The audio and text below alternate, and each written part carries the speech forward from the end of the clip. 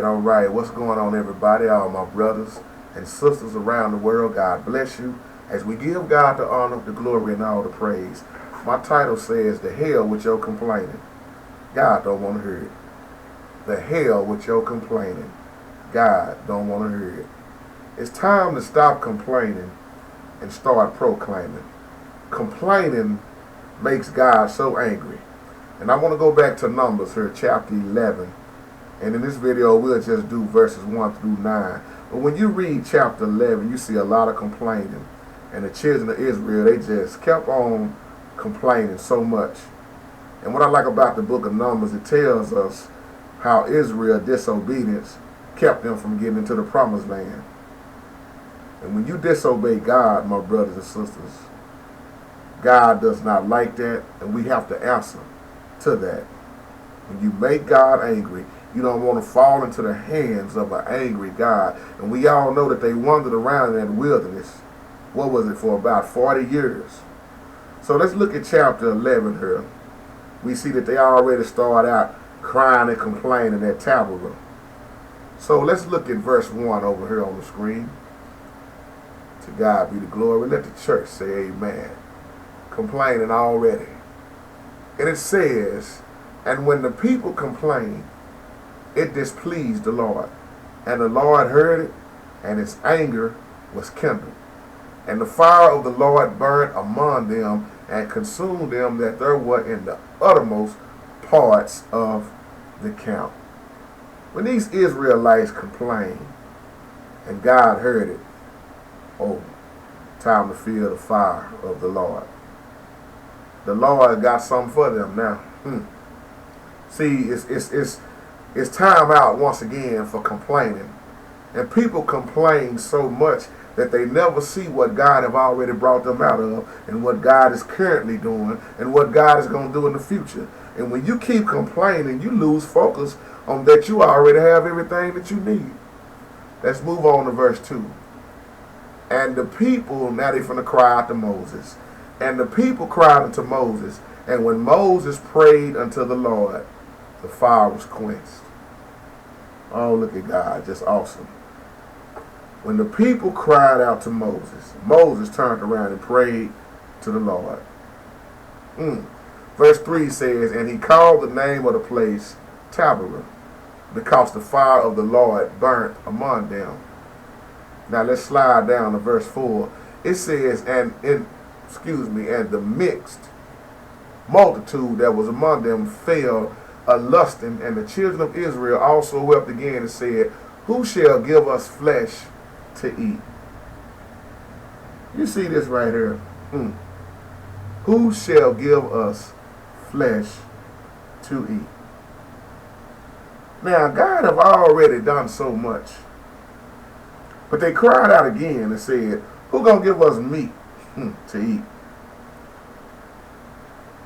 Wow. Let's pause right there. How many of us right now do God the same way? Now, we always want to talk about Israel, but really, are we all that different from Israel?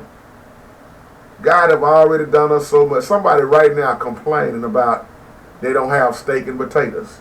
They crying because they got to eat a bologna sandwich.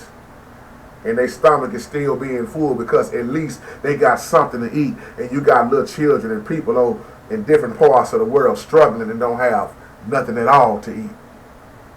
You better stop complaining and start proclaiming. They start complaining over the lack of meat.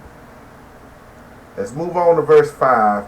And it says in verse 5, "We remember the fish which we did eat in Egypt freely."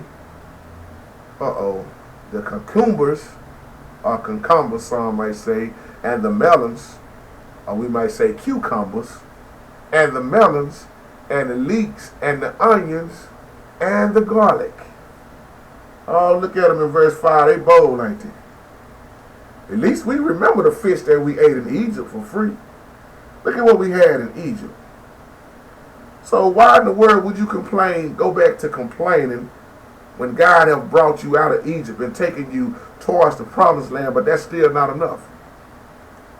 He fed them manna from heaven. It wasn't enough according to them. They didn't have nothing to worry about.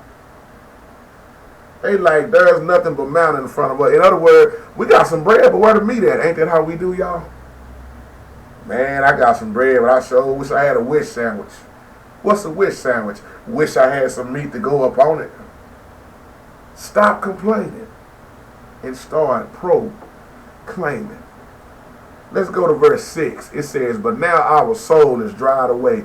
There is nothing at all besides this manna before our eyes. Steady complaining, y'all.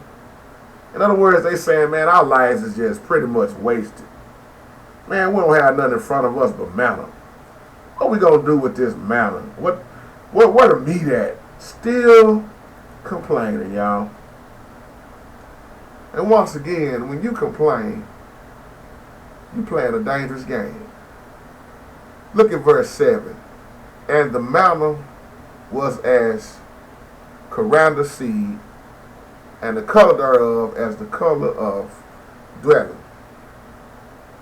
And then verse 8 says, and the people went about and gathered it and ground it in mills, or beat it in the mortar, and baked it in pans, and made cakes of it.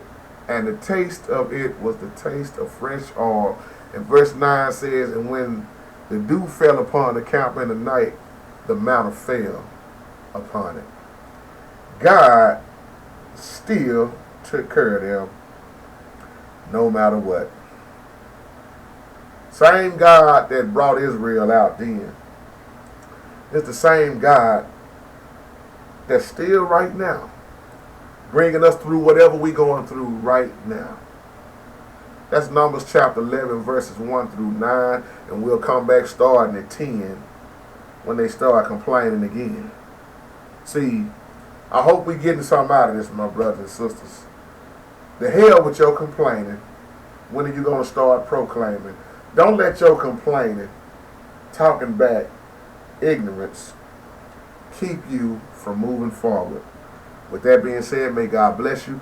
May God keep you peace and have a blessed day.